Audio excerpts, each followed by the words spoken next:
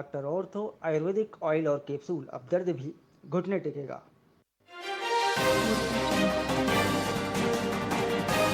आज कार्यक्रम में भूपेश बघेल भड़के। भाजपा नेताओं की हिदायत पर भड़के भूपेश बोले सम्मान नहीं दे सकते तो मत बुलाओ।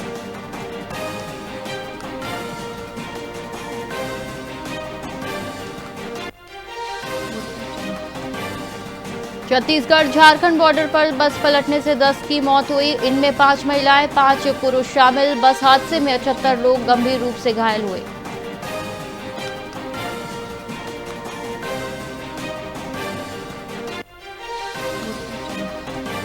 बीजापुर नेशनल पार्क में सुरक्षा बलों को मिली बड़ी सफलता। नक्सली एरिया कमेटी चीफ दिलीप वेंजा ढेर मुठभेड़ में 4 महिला नक्सली भी मारी गई।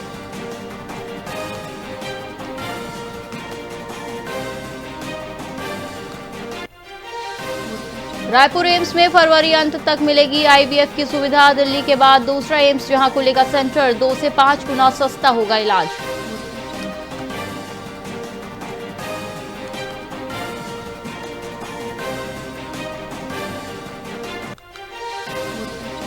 नारायणपुर में 82 विजुअल सेल बरामद। आईटीबीपी डीआरजी की संयुक्त कार्रवाई। आदिमपार कुमेरादी क्षेत्र के जंगलों में छिपा रखी थी संदिग्ध सामग्री।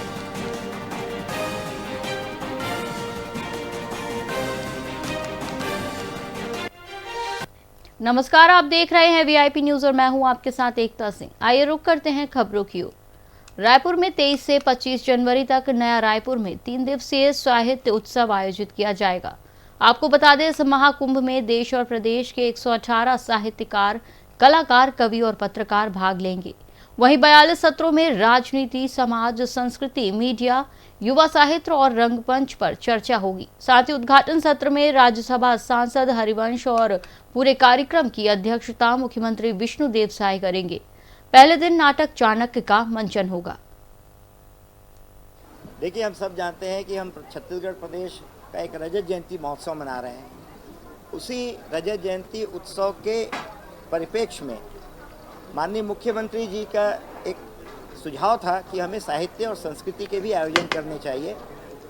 उसी संकल्पना को साकार करने के लिए हम ये 3 दिन का रायपुर साहित्य उत्सव का आयोजन कर रहे हैं। प्रदेश और देश के जितने नामचीन साहित्यकार हैं, जितने बड़े सेलिब्रिटीज़ हैं, चाहे सिने जगत के हो, रंगमंच के हों, चाहे पत्रकारिता के भी जो सेलिब्रिटीज़ हैं, वो सब 120 से ज़्यादा सेलिब्रिटीज़, साहित्यकार, विचारक वो हमारे बीच में 3 दिन उपस्थित रहेंगे। हमारे प्रदेश की पूरे प्रदेश से जनता जो है वो रजिस्ट्रेशन करवा रही है। आपको जानकर आश्चर्य होगा कि 7,000 से अधिक रजिस्ट्रेशन इसमें विजिटर के रूप में हो चुके हैं। यह 3 दिन एक कुंभ है साहित्य का, एक बौद्धिक आयोजन है जिसमें हर विषय पर चर्चा होगी, जिसमें साहित्य पर अधिक चर्चा होगी। यही इसका मूल उद्देश्य है। अगली खबर एमसीबी से है, जहां कांग्रेस द्वारा कलेक्ट्रेट का घेराव किया जाएगा। साथ ही इस प्रदर्शन में सांसद ज्योत्सना महंत, पूर्व विधायक और बड़ी संख्या में कांग्रेसी शामिल होंगे। आपको बता दें, घेराव को देखते हुए प्रशासन पूरी तरह अलर्ट है और कलेक्ट्रेट परिसर को छावनी में तब्दील कर दिया गया है। करीब 300 जवानों की तैनाती की गई है। वहीं प्रशासन ने हर स्थिति से निपटने के लिए पूरी तैयारी कर ली है। देखिए, किसी भी लॉ एंड ऑर्डर में हम लोग जितनी भी अनुमानित संख्या है प्रदर्शनकारियों की, जिस तरीके का धरना प्रदर्शन है, उसको लेके हम सभी तरीके की तैयारी करते हैं। तो हमारा जो ग्रेडेड रिस्पांस रहता है, हम उसके लिए हमने प्रैक्टिस भी कराई है। हमारा बल उस तरीके से मुस्तैद भी है। बट डजंट नेसेसरली ऐसा कोई ज़रूरत नहीं है कि हमें फोर्स का यूज़ करने की ज़रूरत भी पड़ेगी। प्रदर्शन हम मान के चल रहे हैं, बहुत अच्छे से होगा, अच्छे से कंप्लीट कराया जाएगा। बाकी पुलिस ने अपनी तरफ से सुरक्षा व्यवस्था की पूरी तैयारी कर रखी है। देखिए, ये सारे डिटेल्स तो आई थिंक शेयर करना ठीक नहीं है सुरक्षा के हिसाब से। बाकी हमने अपना जो हमारा अनुमान था कि किस तरीके से हैंडल होगा लॉ एंड ऑर्डर, उसके हिसाब से हमने बल को यहाँ पे मुस्तैद किया हुआ है। देखिए, किसी भी मुंगेली जिले के जजपुरी गांव में सतनामी समाज की आस्था के प्रतीक जैतखाम को जलाने का प्रयास का मामला सामने आया है। उप मुख्यमंत्री अरुण साव ने इस निंदनीय घटना पर गहरा आक्रोश जताते हुए आईजी और एसपी को दोषियों की तत्काल गिरफ्तारी के निर्देश दिए। उन्होंने स्पष्ट किया कि धार्मिक सौहार्द बिगाड़ने वालों पर कठोर कार्रवाई होगी। साव ने प्रदेशवासियों से शांति बनाए रखने और किसी भी तरह की अफवाहों से बचने की पुरजोर अपील की है। क्षेत्र में झजपुरी गांव में एक घटना हुई है। इस तरह की घटना बिल्कुल भी नहीं होना चाहिए। क्षेत्र में सद्भाव बना रहना चाहिए। और जैसे ही घटना की जानकारी मिली, सवेरे से ही प्रशासन के लोग, समाज के प्रमुख लोगों से मेरी लगातार बातचीत हुई है और हम सब ने मिलजुल कर इस मामले का समाधान ठीक प्रकार से निकले, इसको लेकर सबकी सहमति बनी है। सामाजिक सौहार्द को बिगाड़ने का कुत्सित प्रयास जिन्होंने किया है उस पर त्वरित रूप से कानूनी कार्यवाही हो, ये सुपरिंटेंडेंट ऑफ पुलिस से बातचीत करके कहा है। तो निश्चित रूप से बहुत जल्दी अपराधी पकड़ा जाएगा, उस पर कठोर कार्यवाही होगी। मैं सब लोगों से अपील करूंगा कि किसी तरह के अफवाह में बिल्कुल भी ना आए और हम सब लोग मिलकर दोषी को सजा दिलाने के लिए काम करेंगे। बेमेतरा जिले के ग्राम कन्हेरा में अवैध शराब बिक्री के खिलाफ महिलाओं का गुस्सा दोबारा फूट पड़ा है। आपको बता दें कि बड़ी संख्या में महिलाएं जिला मुख्यालय पहुंची और कलेक्टर को ज्ञापन सौंपा। वहीं महिलाओं का आरोप है कि शराब के कारण गांव का माहौल बिगड़ गया है।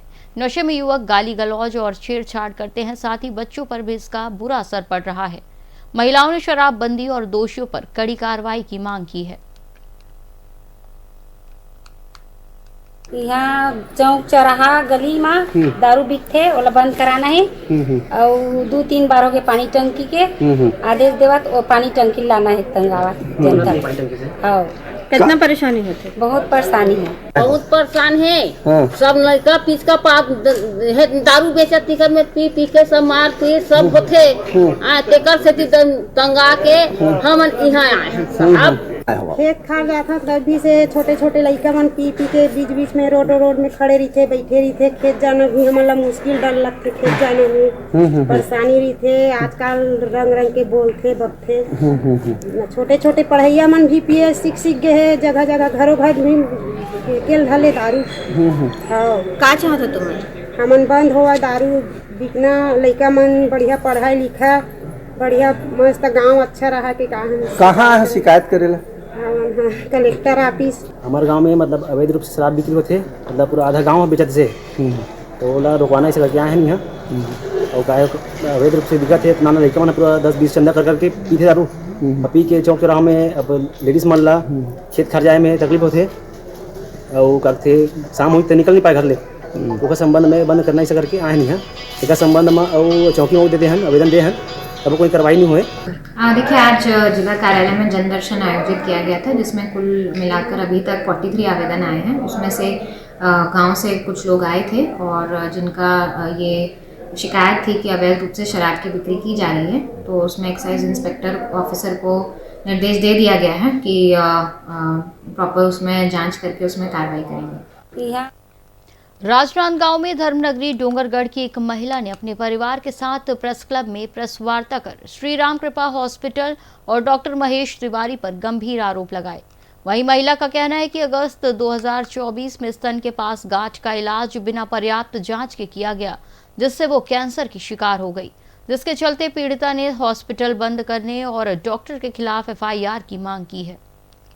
जो डॉक्टर है ना, तिवारी डॉक्टर, जो रामकृपा हॉस्पिटल में डोंगरगढ़ में जो तिवारी डॉक्टर है महेश तिवारी, उन्होंने मेरा इलाज किया और मुझे उन्होंने ये कहा था कि ये छोटी सी बात है और मैं आपका इलाज कर लूँगा। और जब कैंसर का जो सिंपल गार्ड थी ना मेरी भैया, उसने बिना किसी जांच के उस गार्ड का इलाज किया, तो मेरा समय खराब किया। समय खराब करने के कारण अभी और उस गार्ड में औजार पड़ जाने के कारण मेरी पूरी बॉडी में कैंसर फैल गया। अभी मेरे को राइट साइड भी मेरे को कैंसर गांठ हो गई है कैंसर की, और मेरी ओवेरी में भी कैंसर बताया है। अभी मेरे कीमो चल रहे हैं भैया, और उसके पास किसी प्रकार की डिग्री नहीं, उसने मुझे झूठा आश्वासन दिया कि आप आधे घंटे में घर चले जाओगे, और उसका कोई डिग्री नहीं है।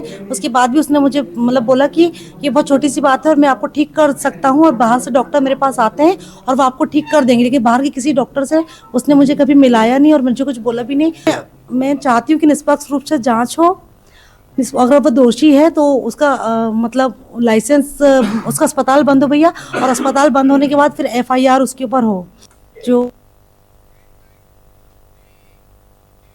बुलेटिन में फिलहाल इतना ही। आप देखते रहिए VIP न्यूज़। नमस्कार।